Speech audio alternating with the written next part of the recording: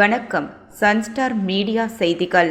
கோட்டக்குப்பத்தில் நடைபெற்ற அப்பு கொலை வழக்கில் தொடர்புடைய இருவரை கொலை செய்ய சதித்திட்டம் தீட்டி ஆரோவில் அருகே ஆயுதங்களுடன் பதுங்கியிருந்த 5 பேரை போலீசார் கைது செய்தனர். புதுச்சேரி தொழிலதிபரிடம் ஆன்லைன் டிரேடிங் மூலம் மோசடியில் ஈடுபட்ட பல மாநிலங்களில் தேடப்படும் முக்கிய குற்றவாளிகள் 3 புதுச்சேரி சைபர் கிரைம் போலீசார் கைது செய்து 2 லேப்டாப், 4 செல்போன், 5 வங்கிக் கணக்கு புத்தகங்கள் பறிமுதல் செய்து சிறையில் அடைத்தனர். புதுச்சேரி காட்டேரிக்குப்பம் காவல் நிலையத்திற்கு உட்பட்ட பகுதிகளில் சிறுவர்கள் மற்றும் இளைஞர்களிடையே கஞ்சா மற்றும் போதைப் பொருட்களின் தீமைகள் குறித்தான காவல்துறை விழிப்புணர்வு நிகழ்வு நடைபெற்றது. மும்மொழி கொள்கை, பெட்ரோல் டீசல் விலை உயர்வுக்கு எதிர்ப்பு. திருக்கனூரில் விடுதலை சிறுத்தைகள் கட்சி சாலை மறியல். இனி விரிவான செய்திகள். கோட்டக்குப்பத்தில் நடைபெற்ற அப்பு கொலை வழக்கில் தொடர்புடைய இருவரை கொலை செய்ய சதித்திட்டம் தீட்டி ஆரோவில் அருகே ஆயுதங்களுடன் பதுங்கியிருந்த 5 பேரை போலீசார் கைது செய்தனர். கோட்டக்குப்பம் பகுதியைச் சேர்ந்த அப்பு கடந்த ஜனவரி மாதம் மர்ம கும்பலால் வெட்டி கொலை செய்யப்பட்டார். இந்த வழக்கில் லாஸ்பேட்டையைச் சேர்ந்த விக்கி, தமிழ்மணி உள்ளிட்ட 10 பேர் கைது செய்யப்பட்டிருந்தனர். பின்னர் விக்கி மற்றும் தமிழ்மணி ஜாமீனில் வெளியே வந்தனர். இந்நிலையில் அவர்கள் இருவரும் வானூர் நீதிமன்றத்தில் ஆஜராக உள்ளதாக அப்பு தரப்பினருக்கு தகவல் கிடைத்ததாக கூறப்படுகின்றது. இதையடுத்து அவர்களை கொலை செய்யும் நோக்கில் ஆரோவில் அருகே நாவர்குளம் முந்திரி தோப்பில் சிலர் ஆயுதங்களுடன் பதுங்கியிருந்தனர். தகவலறிந்த ஆரோவில் போலீசார் சம்பவ இடத்தை சுற்றி வளைத்து சோதனை நடத்தி கோட்டக்குப்பத்தை சேர்ந்த முகமது ஆசிக், இர்ஃபான், முகமது ஹுசேன், அனுமந்தியை சேர்ந்த குணசீலன், அகமது இம்ரான் ஆகிய 5 பேரை கைது செய்தனர். அவர்களிடமிருந்து அரிவாள் உள்ளிட்ட ஆயுதங்களும் பறிமுதல் செய்யப்பட்டன. கைது செய்யப்பட்ட 5 பேரிடமும் போலீசார் தொடர்ந்து விசாரணை நடத்தி வருகின்றனர். புதுச்சேரி தொழிலதிபரிடம் ஆன்லைன் டிரேடிங் மூலம் மோசடியில் ஈடுபட்ட பல மாநிலங்களில் தேடப்படும் முக்கிய குற்றவாளிகள் 3 புதுச்சேரி சைபர் கிரைம் போலீசார் கைது செய்து 2 லேப்டாப், 4 செல்போன், 5 வங்கிக் கணக்கு புத்தகங்கள் பறிமுதல் செய்து சிறையில் அடைத்தனர். புதுச்சேரியை சேர்ந்த ஒரு தொழிலதிபரிடம் அறிமுகம் இல்லாத ஒருவர் தொடர்பு கொண்டு ஆன்லைன் வியாபாரத்தில் அதிகமாக சம்பாதிக்கலாம் என ஆசை வார்த்தை கூறி APK லைஃப் லிங்க் வாட்ஸ்அப் குழு அழைப்பு இணைப்பை அனுப்பி பணம் முதலீடு செய்ய தூண்டியுள்ளார். அதனை நம்பி தொழிலதிபரும் குழுவில் இணைந்து முதலீடு செய்துள்ளார். ஆரம்பத்தில் முதலீட்டிற்கு 2 மடங்கு பணமளித்து ஆசை காட்டியுள்ளனர். அதன் பேரில் அந்த தொழிலதிபர் மொத்தமாக 1,27,00,000 ரூபாயை முதலீடு செய்துள்ளார். மேலும் அவரது கணக்கில் லாபத்துடன் சேர்த்து அதிக தொகை காண்பித்துள்ளது. அதனை திரும்ப பெற முயன்ற போது அவரால் முடியவில்லை. மேலும் முதலீடு செய்தால்தான் பணத்தை எடுக்க முடியும் என கூறியுள்ளனர். அதன் பிறகே தான் ஏமாற்றப்பட்டதை தொழிலதிபர் உணர்ந்துள்ளார். இதுகுறித்து புதுச்சேரி சைபர் கிரைம் காவல் நிலையத்தில் அந்த தொழிலதிபர் புகார் அளித்தார். தொடர்ந்து சிறப்பு புலனாய்வு குழு அமைக்கப்பட்டு வழக்கு பதிவு செய்து விசாரணை மேற்கொள்ளப்பட்டது. வழக்குடன் தொடர்புடைய வங்கியின் கணக்கையும் ஆய்வு செய்ததில் மோசடி மற்றும் பெறப்பட்ட பணம் பல்வேறு வங்கி கணக்குகள் வழியாக பரிமாற்றம் செய்யப்பட்டு இருப்பதும், பல முறைகள் பரிவர்த்தனை வழிகள் மூலம் அந்த தொகைகள் நகர்த்தப்பட்டு இருப்பதும், மோசடியில் தொடர்புடைய நபர்கள் நாமக்கல், திருப்பூர், ஈரோடு பகுதிகளை சேர்ந்தவர்கள் என்பதும் கண்டறியப்பட்டது. இதனைத் தொடர்ந்து மோசடி பணம் வங்கி கணக்குகளுக்கு மாற்றப்பட்ட ஒரு நபரை பிடித்து விசாரித்ததில் திருப்பூரை சேர்ந்த தனது மச்சான் சதீஷ்குமார் என்பவர் தனது வங்கி கணக்கை வாங்கி சென்றதாக கூறியுள்ளார். அதன் பேரில் சதீஷ்குமார் மற்றும் அவருடன் தொடர்புடைய ஈரோட்டை சேர்ந்த சந்தோஷ்குமார் ஆகிய 2 பேரையும் பிடித்து விசாரித்ததில் கமிஷன் தொகைக்காக வங்கி கணக்குகளை வாங்கி நாமக்கல்லை சேர்ந்த நவநீத கிருஷ்ணன் என்பவரிடம் கொடுத்தது தெரியவந்தது. இதில் நவநீத கிருஷ்ணனுக்கும் கமிஷன் பேரில் மோசடியில் ஈடுபட்டதும், மோசடிக்கு மூளையாக செயல்பட்டதும் தெரியவந்ததை அடுத்து இதுகுறித்து விசாரணை மேற்கொண்டதில் இன்ஜினியரிங் பட்டப்படிப்பு முடித்த அவர் தனியார் பொறியியல் கல்லூரியில் உதவி பேராசிரியராக பணிபுரிந்ததும், மஞ்சள் காமாலை நோய் பாதித்ததால் வேலையை விட்டு நின்றுவிட்டு ரியல் எஸ்டேட் தொழில் செய்து வந்துள்ளார். அதன் பிறகு விரைவில் பணக்காரர் ஆக வேண்டும் என்பதற்காக ஆன்லைன் மோசடியில் ஈடுபட்டுள்ளார். சதீஷ்குமார் ரியல் எஸ்டேட் புரோக்கராக செயல்பட்டதால் அதன் மூலமாக நவநீத கிருஷ்ணனுடன் தொடர்பு ஏற்பட்டுள்ளது.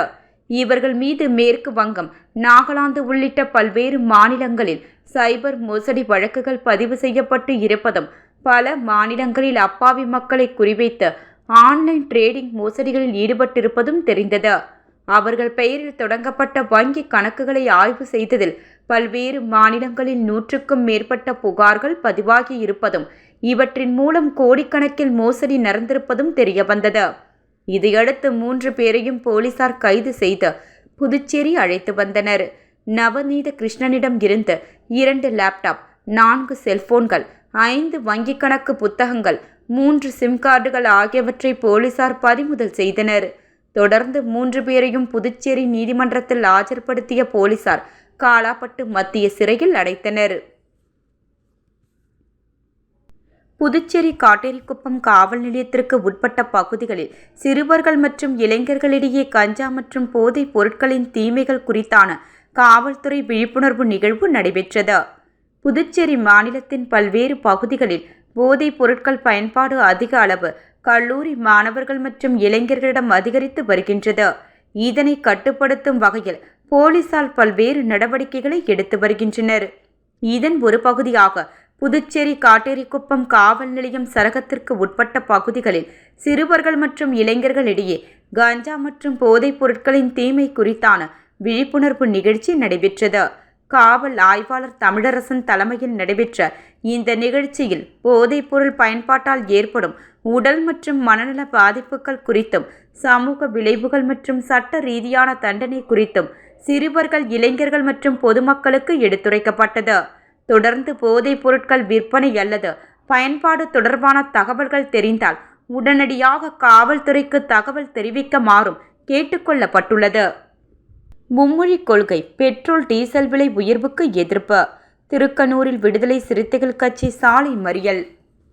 மும்மொழி கொள்கையை கைவிட வலியுறுத்தியும் பெட்ரோல், டீசல் மற்றும் சமையல் எரிவாயு சிலிண்டர் விலை உயர்வை கண்டித்தும் விடுதலை சிறுத்தைகள் கட்சி சார்பில் மண்ணாடிப்பட்டு தொகுதிக்கு உட்பட்ட திருக்கனூர் பகுதியில் கண்டன ஆர்ப்பாட்டம் மற்றும் சாலை மறியல் போராட்டம் நடைபெற்றது. போராட்டத்திற்கு தலைமை நிலைய செயலாளர் பாண்டுரங்கன் தலைமை தாங்கினார். மாநில செய்தி தொடர்பாளர் வாதனூர் சிவச்சந்திரன், முன்னாள் தொகுதி செயலாளர் எழில்மாறன், சிவசங்கர், ராஜா பாபு, ஓமு, சங்கரபாணி, புருஷோத்தமன், சபாபதி ஜெயகாந்தன், திருமா சங்கர், தியாகராஜன் உள்ளிட்டோர் கலந்து கொண்டனர். போராட்டத்தின் போது சாலையின் நடுவில் சமையல் எரிவாயு சிலிண்டரை வைத்து மறியல் மேற்கொள்ளப்பட்டது. இதில் 100க்கும் மேற்பட்ட பங்கேற்று மத்திய அரசுக்கு எதிராக கண்டன முழக்கங்களை எழுப்பினர். மும்மொழி கொள்கையை திரும்பப் பெற வேண்டும் என்றும் அத்தியாவசிய எரிபொருட்கள் மற்றும் சமையல் எரிவாயு விலை உயர்வை கட்டுப்படுத்த வேண்டும் என்றும் போராட்டக்காரர்கள் வலியுறுத்தினர். வீடு கட்டுவோருக்கு அதிர்ச்சி. ஜெல்லி, எம்சாண்ட், பீசாண்ட் விலை ஒரே அடியாக ரூபாய் 1000 உயர்வு. கட்டுமான செலவு அதிகரிப்பால் பொதுமக்கள், ஒப்பந்ததாரர்கள் கவலையடைந்துள்ளனர். பெட்ரோல், டீசல் மற்றும் சமையல் எரிவாயு சிலிண்டர் விலை உயர்வை தொடர்ந்து தற்போது கட்டுமான பொருட்களின் விலையும் தமிழகம் முழுவதும் திடீரென அதிகரித்துள்ளது. இதனால் வீடு கட்டுபவர்கள், கட்டுமான நிறுவனங்கள் மற்றும் ரியல் எஸ்டேட் துறையினர் கடும் அதிர்ச்சி அடைந்துள்ளனர். கடந்த சில நாட்களுக்கு முன்பு வரை ரூபாய் 4500க்கு விற்பனை செய்யப்பட்ட ஒரு யூனிட் ஜெல்லியின் விலை தற்போது ரூபாய் 5500ஆக உயர்ந்துள்ளது. அதேபோல் ரூபாய் 5500க்கு விற்பனையாகி வந்த ஒரு யூனிட் எம்சாண்ட் தற்போது ரூபாய் 6500க்கும், ரூபாய் 6300க்கு விற்பனையான ஒரு யூனிட் பீசாண்ட் தற்போது ரூபாய் 7300க்கும் விற்பனை செய்யப்படுகின்றது. இந்த விலைகள் மொத்த விற்பனை நிலையங்களில் நிர்ணயிக்கப்பட்டுள்ளன. இருப்பினும் சில்லறை விற்பனை கடைகளில் விலை மேலும் அதிகமாக உள்ளது. ஒரு யூனிட் ஜெல்லி ரூபாய் 6500 வரையிலும், எம்சாண்ட் ரூபாய் 7500 வரையிலும், பீசாண்ட் ரூபாய் 8500 வரையிலும் இடத்திற்கு இடம் மாறுபட்டு விற்பனை செய்யப்படுவதாக தகவல்கள் தெரிவிக்கின்றன. கட்டுமான பொருட்களின் விலை ஒரே நேரத்தில் 1000 ரூபாய் வரை உயர்ந்திருப்பதால் புதிய கட்டுமான பணிகளை தொடங்க திட்டமிட்டிருந்த பொதுமக்கள் கவலையடைந்துள்ளனர். ஏற்கனவே கட்டுமான பணிகளை மேற்கொள்ளும் ஒப்பந்ததாரர்களும் கூடுதல் செலவினங்களை சந்திக்க வேண்டிய சூழல் ஏற்பட்டுள்ளது. மூலப்பொருட்கள் கிடைப்பதில் ஏற்பட்ட சிக்கல், போக்குவரத்து செலவு அதிகரிப்பு, குவாரி மற்றும் மணல் உற்பத்தி தொடர்பான காரணங்கள் உள்ளிட்ட பல்வேறு அம்சங்களே இந்த விலை உயர்வுக்கு காரணமாக இருக்கலாம் என வியாபாரிகள் தெரிவிக்கின்றனர். தொடர்ச்சியாக கட்டுமான பொருட்களின் விலை உயர்ந்து வருவதால் வீடு கட்டும் செலவு கணிசமாக அதிகரிக்கும் அபாயம் ஏற்பட்டுள்ளதுடன் கட்டுமானத் துறையின் வளர்ச்சியிலும் பாதிப்பு ஏற்படலாம் என துறையினர் கவலை தெரிவித்துள்ளனர். தற்போது ஏற்பட்டுள்ள இந்த திடீர் விலை உயர்வு கட்டுமானத் துறையில் பெரும் பரபரப்பை ஏற்படுத்தியுள்ளது. ஒரு மாதமாக குப்பை அகற்றாததை கண்டித்து நகராட்சி அலுவலகத்தில் குப்பை கொட்டி போராட்டம். விழுப்புரம் மாவட்டம் கோட்டக்குப்பம் நகராட்சிக்கு உட்பட்ட தந்திரியான்குப்பம் பகுதியில் 100க்கும் மேற்பட்ட தங்கும் விடுதிகள் செயல்பட்டு வருகின்றன. இப்பகுதியில் கடந்த 1 மாத காலமாக குப்பைகள் முறையாக அகற்றப்படாததை கண்டித்து கெஸ்ட் ஹவுஸ் உரிமையாளர்கள் சிலர் தங்களது விடுதிகளில் சேகரிக்கப்பட்ட குப்பைகளை கோட்டக்குப்பம் நகராட்சி அலுவலக நுழைவாயிலில் கொட்டி போராட்டத்தில் ஈடுபட்டனர். இதுகுறித்து தகவலறிந்த நகராட்சி ஊழியர்கள் சம்பவ இடத்திற்கு விரைந்து வந்து போராட்டத்தில் ஈடுபட்டவர்களுடன் பேச்சுவார்த்தை நடத்தினர். பின்னர் அலுவலக வளாகத்தில் கொட்டப்பட்ட குப்பைகள் அகற்றப்பட்டு போராட்டக்காரர்கள் கலைந்து சென்றனர். இந்த சம்பவத்தால் கோட்டக்குப்பம் நகராட்சி அலுவலகம் மற்றும் அதனை சுற்றியுள்ள பகுதியில் சிறிது நேரம் பரபரப்பு ஏற்பட்டது. புதுச்சேரி உருளையன்பேட்டை தொகுதிக்கு உட்பட்ட உப்பனாறு வாய்க்கால் மேல் சாலை அமைக்கும் பணிகளை துரிதப்படுத்த கடந்த வாரம் மாண்புமிகு புதுச்சேரி துணைநிலை ஆளுநர் அவர்கள் ஆய்வு மேற்கொண்டார். இன்று நடைபெற்று வரும் பணிகளை உருளையன்பேட்டை தொகுதி சட்டமன்ற உறுப்பினரும் நேயம் மக்கள் கழக தலைவருமான திரு ஜி. நேரு என்ற குப்புசாமி எம்எல்ஏ அவர்கள் மாண்புமிகு புதுச்சேரி துணைநிலை ஆளுநர் அவர்களை சொல்லியது போல் பணிகள் துரிதமாக நடைபெறுகிறதா என்று பொதுப்பணித்துறை அரசு செயலாளர் திருமதி முத்தம்மா IAS அவர்களும் பொதுப்பணித்துறை தலைமை பொறியாளர் திரு வீரச்செல்வம் அவர்கள் மற்றும் பொதுப்பணித்துறை உயர் அதிகாரிகளுடன் ஆய்வு மேற்கொண்டார். ஆய்வில் உப்பனாறு வாய்க்காலில் பணிகள் நடைபெறுவதற்காக கொட்டியுள்ள மண்ணை அகற்றுதல் மற்றும் உப்பனாறு வாய்க்கால் கீழுள்ள சேறுகளை வாருதல், மேலும் மழைக்காலங்களில் மழைநீர் எளிதாக செல்லும் வகையில் கரை ஓரங்களில் உள்ள செடிகள் கொடிகளை குப்பை கூளங்களையும் அகற்றுதல் போன்ற பணிகளை பற்றி ஆய்வு மேற்கொள்ளப்பட்டது. இந்நிகழ்வில் பொதுப்பணித்துறை செயற்பொறியாளர்கள் திரு சீனிவாசன், திரு ராஜ்குமார், திருமதி சுந்தரி மற்றும் உதவி பொறியாளர்கள், இளநிலை பொறியாளர்கள் பலர் உடனிருந்தனர். பிரதமர் மோடியின் ஆயுள் வேண்டி புதுச்சேரி பாஜகவினர் மணக்குள விநாயகர் கோவிலில் தங்கத்தேர் இழுத்து வழிபாடு. இந்தியாவின் நீண்டகாலம் ஆட்சி செய்து தேர்ந்தெடுக்கப்பட்ட அரசாங்க தலைவர் என்ற பெருமையை பெற்றுள்ள பிரதமர் நரேந்திர மோடி பதவியில் 4000 நாட்களை கடந்துள்ளார்.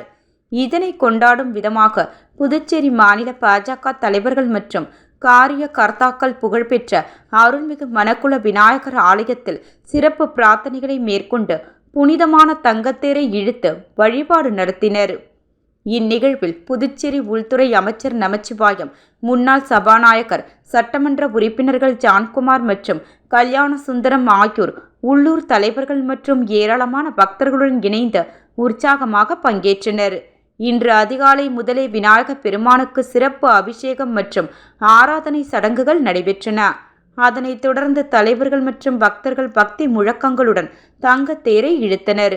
பிரதமர் நரேந்திர மோடி நீண்ட ஆயுளுடனும் நல்லாரோக்கியத்துடனும் வாழ வேண்டி 2047ஆம் ஆண்டிற்குள் இந்தியாவை முழுமையான வளர்ந்த நாடாக மாற்ற வேண்டும் என்ற அவரது வளர்ந்த பாரதம் கனவு நினைவாக வேண்டியும் இந்த சிறப்பு பிரார்த்தனைகள் எடுக்கப்பட்டன. மீண்டும் தலைப்புச் செய்திகள். கோட்டக்குப்பத்தில் நடைபெற்ற அப்பு கொலை வழக்கில் தொடர்புடைய இருவரை கொலை செய்ய சதித்திட்டம் தீட்டி ஆரோவில் அருகே ஆயுதங்களுடன் பதுங்கியிருந்த 5 பேரை போலீசார் கைது செய்தனர். புதுச்சேரி தொழிலதிபரிடம் ஆன்லைன் ட்ரேடிங் மூலம் மோசடியில் ஈடுபட்ட பல மாநிலங்களில் தேடப்படும் முக்கிய குற்றவாளிகள் 3வரை புதுச்சேரி சைபர் கிரைம் போலீசார் கைது செய்து 2 லேப்டாப், 4 செல்போன், 5 வங்கிக் கணக்கு புத்தகங்கள் பறிமுதல் செய்து சிறையில் அடைத்தனர். புதுச்சேரி காட்டேரிக்குப்பம் காவல் நிலையத்திற்கு உட்பட்ட பகுதிகளில் சிறுவர்கள் மற்றும் இளைஞர்களிடையே கஞ்சா மற்றும் போதைப் பொருட்களின் தீமைகள் குறித்தான காவல்துறை விழிப்புணர்வு நிகழ்வு நடைபெற்றது. மும்மொழி கொள்கை, பெட்ரோல் டீசல் விலை உயர்வுக்கு எதிர்ப்பு. திருக்கனூரில் விடுதலை சிறுத்தைகள் கட்சி சாலை மறியல். செய்திகள் நிறைவடைந்தன. நன்றி, வணக்கம்.